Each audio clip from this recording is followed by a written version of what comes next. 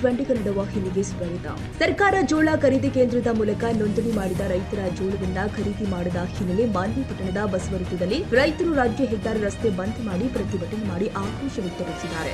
ರಾಯಚೂರು ಜಿಲ್ಲೆಯ ಮಾನ್ವಿ ತಾಲೂಕಲ್ಲಿ ಖರೀದಿ ಕೇಂದ್ರದ ಮೂಲಕ ಯಾವ ರೀತಿಯಲ್ಲಿ ಕಾನೂನುಬದ್ಧವಾಗಿ ಜೋಳ ಖರೀದಿ ಮಾಡಲಾಗುತ್ತೆ ಎಂದು ಆಹಾರ ಇಲಾಖೆ ಉಪನಿರ್ದೇಶಕ ಕೃಷ್ಣಪ್ಪ ಕಾಳಜಿ ವಹಿಸದ ಕಾರಣ ರೈತರು ದಿವಾಳಿಯಾಗಿ ರಸ್ತೆ ಹಿಡಿಯಲು ಕಾರಣವಾಗಿದೆ.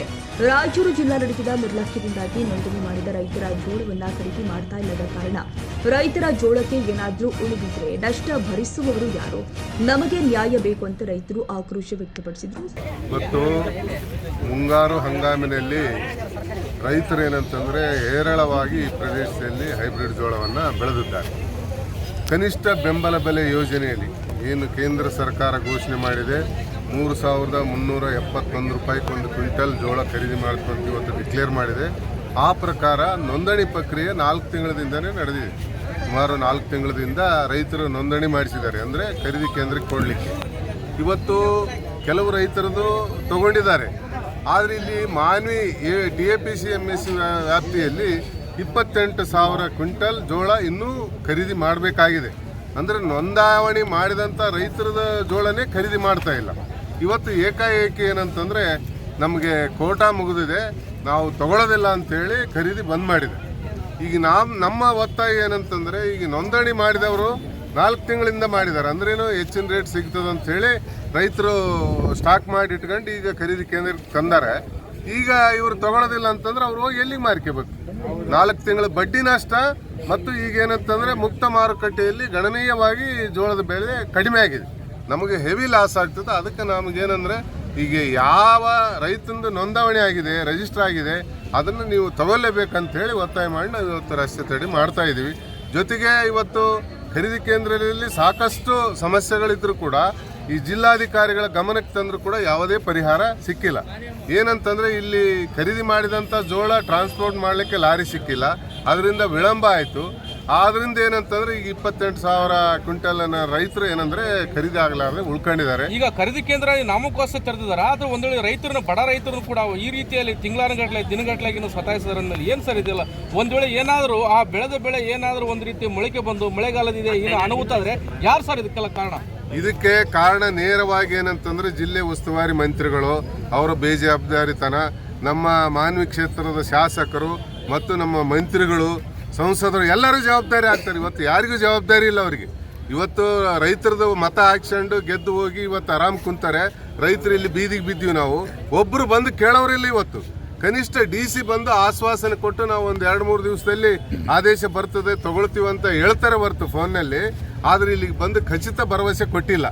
ಆ DC ಅವರು ಬರೋವರೆಗೂ ಏನಂತಂದರೆ ಖಚಿತ ಭರವಸೆ ಸಿಗೋವರೆಗೂ ನಾವು ಇಲ್ಲಿ ಇದೇ ರೀತಿ ಕೂಡ್ತೀವಿ. ಇನ್ನೂ ಏನಂತಂದರೆ ಸುಮಾರು ಇಲ್ಲಿ ಬಂದಿರೋದು ಕೇವಲ 3,000 ಚೀಲ ರೈತರು ಮಾತ್ರ. ಇನ್ನು 25,000 ಚೀಲ ರೈತರು ಮನೆಯಲ್ಲಿದ್ದಾರೆ. ನಾಳೆ ಏನಂದ್ರೆ ಅವರೆಲ್ಲರನ್ನೂ ಕರೆಸಿ ಏನಂತಂದರೆ ರಸ್ತೆಗೆ ಕುದುರಂಥ ಚಳವಳಿ ನಾವು ಮಾಡಬೇಕಾಗ್ತದೆ. ಸರ್ಕಾರ ತಕ್ಷಣವೇ ಈ ಸಮಸ್ಯೆ ಬಗೆಹರಿಸ್ಬೇಕಂತ ನಾವು ಒತ್ತಾಯ ಮಾಡ್ತೀವಿ. ಗೊತ್ತೈತೆ ಇವತ್ತಿನ ದಿನ ಏನು ಪರಿಸ್ಥಿತಿ ಐತೆ? ಒಂದು ಈಗಾಗಲೇ 4 ತಿಂಗಳಾಯ್ತು ರೈತರು ಮಾಲ್ ಬೆಳೆದು. 4 ತಿಂಗಳಿಂದ ನೋಂದಣಿ ಮಾಡಿದ್ದಾರೆ. ಇಷ್ಟು ದಿನ ಯಾಕೆ ಡಿಲೇ ಮಾಡ್ತಿದ್ದಾರೆ ತಗಕ್ಕೆ ಇವರು? ಈಗ ಹುಳ ಬಂದೈತೆ, ಜೋಳ ಬೇಯಿಸಿಲ್ಲ ಅಂತ ಇವ್ರಿಗೆ ಗೊತ್ತಿದ್ದಿಲ್ವಾ ಮಳೆ ಬಂದ್ರೆ ಹುಳ ಬರೋದು? 4 ತಿಂಗಳಾಯ್ತು. 4 ತಿಂಗಳಾಯ್ತು ಅವರು ಮಾಲು ಬೆಳೆದು. ಡಿಸೆಂಬರ್ ಜನವರಿಯಲ್ಲೇ ಮಾಲು ಬೆಳೆದದ್ದು. ಇವತ್ತಿಗೂ ಒಬ್ಬ ರೈತಿಗೂ ಸ್ಪಂದನೆ ಮಾಡಿಲ್ಲ ಅಂದ್ರೆ ಏನ್ ಕತೆ?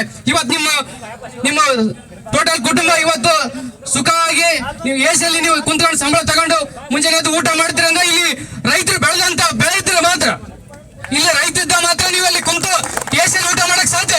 ನೀವು ತಿಂಗಳ ಸಂಬಳ ತಗೊಂಡು ಇಲ್ಲಿ ರೈತರ ಪರಿಸ್ಥಿತಿ ನೋಡ್ರಿ. ಇವತ್ತಿಗೂ 8 ದಿನ 10 ದಿನ ಆಯ್ತು ಟ್ರ್ಯಾಕ್ಟರ್ಗಳು ಇಲ್ಲಿ ಬಿಟ್ಕೊಂಡು ಕುಂತೀವಿ. ಒಬ್ಬರನ್ನ ಏನೋ ಬಂದು ಸ್ಪಂದನೆ ಮಾಡಿದಿರಾ? ಏನೂ ಇಲ್ಲ.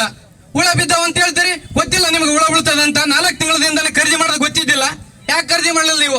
ಯಾಕೆ ಇಷ್ಟು ನೀವು ಬಲ್ತಾರ ತೋರ್ಸಕತ್ತಿ ರೈತರ ಮೇಲೆ? ಒಬ್ಬರಾದ್ರೂ ಕಾಳಜಿ ಮಾಡ್ರಿ ದಯವಿಟ್ಟು. ಈಗ ಬಂದು 2 ದಿನ ತಡ್ರಿ ಅಂದ್ರೆ 4 ತಿಂಗಳಾಯ್ತು ನಾವು ತಡೆದು. ಇನ್ನೂ 2 ತಿಂಗಳು ತಡಿ ಅಂದ್ರೆ ಮತ್ತೆ ಮುಂಗಾರು ಬಂತು. ಮುಂಗಾರಿಗೆ ಬಿತ್ತನೆ ಮಾಡಕ್ಕೆ ರೊಕ್ಕ ಇಲ್ಲ ರೈತರಲ್ಲಿ. ಬೀಜ ತರಬೇಕು, ಎಲ್ಲಿಂದ ತರ್ಬೇಕು ರೈತರು? ಇನ್ನ ಈ ಮುಂಗಾರೇ ಮುಗಿದಿಲ್ಲ, ಇನ್ನ ಹಿಂಗಾರದವ್ರು ಎಲ್ಲಿಗೆ ಹೋಗ್ಬೇಕು ನಾವು? ಸ್ವಲ್ಪ ಇದಕ್ಕೇನಾದ್ರೂ ಇರ್ತಕ್ಕಂಥ ಅಧಿಕಾರಿಗಳು ದಯವಿಟ್ಟು ಗಮನಕ್ಕೆ ತಗೊಂಡು ಮಾನ್ಯ ಜಿಲ್ಲಾಧಿಕಾರಿಗಳು ಇಲ್ಲಿ ಬಂದು ನಮ್ಗೆ ಏನನ್ನೋದನ್ನ ಸ್ಪಷ್ಟವಾಗಿ ನ್ಯಾಯ ಕೊಡಿಸಬೇಕು. ದಯವಿಟ್ಟು ಅವರು ಬರೋವರೆಗೂ ನಮ್ಮ ಧರಣಿ ಹೀಗೆ ಇರುತ್ತೆ. ಸೈಯದ್ ಖಾದರ್ ಭಾಷಾ, ಟಿವಿ 20 ಕನ್ನಡ ನ್ಯೂಸ್, ಮಾನ್ವಿ. ಕನ್ನಡಿಗರ ಮೆಚ್ಚಿನ ನಿಮ್ಮ ಟಿವಿ 20 ಕನ್ನಡ ವಾಹಿನಿ ಇದೀಗ ಟಿವಿಯಲ್ಲಿ ಲಭ್ಯ. ಕರ್ನಾಟಕ ಮತ್ತು ದೇಶ ವಿದೇಶದ 360 ಡಿಗ್ರಿ ಸುದ್ದಿ ವಿವರವನ್ನ ಪಡೆಯುವುದಕ್ಕೆ ಟಿವಿ 20 ವಾಹಿನಿಯನ್ನು ಲೈಕ್ ಮಾಡಿ, ವಿಡಿಯೋಗಳನ್ನು ಶೇರ್ ಮಾಡಿ, ಕಮೆಂಟ್ ಮಾಡಿ, ಸಬ್ಸ್ಕ್ರೈಬ್ ಮಾಡಿ. HCN ಕೇಬಲ್ 842 ನಂಬರ್ನಲ್ಲಿ ಹುಕ್ಕೇರಿ ತಾಲೂಕು ಹಾಗೂ ಸಂಕೇಶ್ವರದ ಸುತ್ತಮುತ್ತಲಿನ ಹಳ್ಳಿಗಳಲ್ಲಿ ಲಭ್ಯ. PCN ಕೇಬಲ್ 129 ನಂಬರ್ನಲ್ಲಿ ಹಾರುಗೆರೆ ಸುತ್ತಮುತ್ತಲಿನ ಹಳ್ಳಿಗಳಲ್ಲಿ ಲಭ್ಯ. ರಾಯಬಾಗ್ ಡಿಜಿಟಲ್ ಚಾನೆಲ್ ಕೇಬಲ್ 80ನೇ ನಂಬರ್ನಲ್ಲಿ ರಾಯಬಾಗ ತಾಲೂಕಿನ ಸುತ್ತಮುತ್ತಲಿನ ಹಳ್ಳಿಗಳಲ್ಲಿ ಲಭ್ಯ.